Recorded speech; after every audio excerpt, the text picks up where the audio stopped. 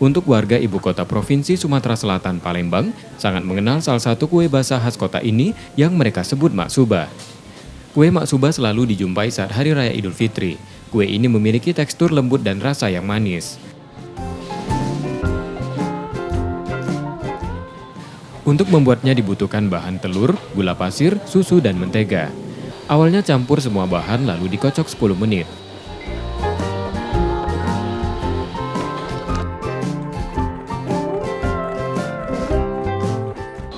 Setelah itu disiapkan wadah yang sudah diolesi mentega. Lalu masukkan adonan bertahap menggunakan gelas ukur atau gelas biasa.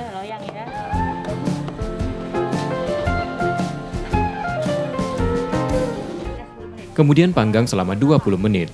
Proses itu dilakukan hingga wadah terisi penuh dan matang membentuk lapisan.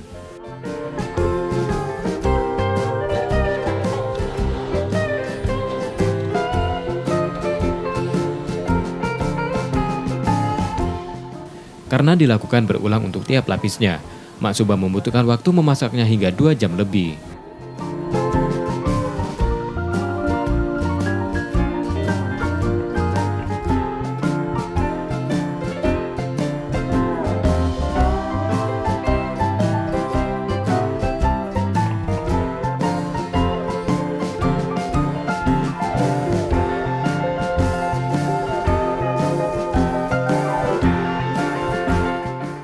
Jadi bahan-bahan itu ada telur ayam bisa dicampur dengan telur bebek. Tapi kalau sekarang kebanyakan permintaan cuma telur bebek sama 400 gram gula pasir, butter itu dicairkan itu 400 gram juga, susu SKM-nya. Jadi memang agak sedikit rumit, semua jenis kue Palembang itu termasuk maksuba itu kita selapis demi lapisan kita, kalau bahasa Palembang merendangnya itu ngopen.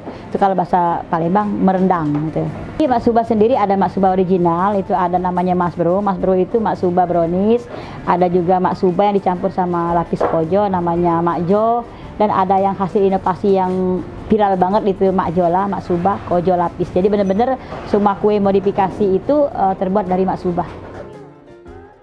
Kini maksuba banyak variannya, seperti maksuba brownies dan kojo lapis, dengan rasa yang sama nikmat dan manisnya.